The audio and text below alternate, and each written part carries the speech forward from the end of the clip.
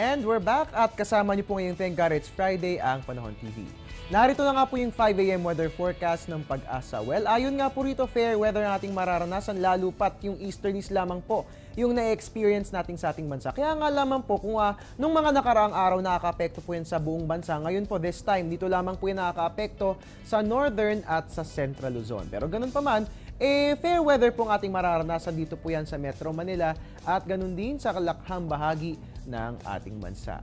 At yan nga po nga asang lagi ng panahon ngayong araw ng Biyernes. Sa ibang usapan naman po, dapat ay maging responsable tayong taxpayers. And speaking of which, 11 days na lamang po at deadline na pong muli ng filing ng Income Tax Returns o ITR. Mahalaga po ang pagpa-file ng ITR. Ito'y dapat isinasagawa ng mga may trabaho at self-employed. Kapag hindi ka nag-file ng ITR, maaari kang kasuhan ng tax evasion. So para makaiwas sa abala at para makatulong sa bayan sa darating na April 15, ay i-file po natin ang ating ITR. Maging responsableng mamamayan para sa kinabukasan ng ating bayan. And there you have it. Maraming salamat po sa pagtutok. Dito lamang po yan sa Panahon TV.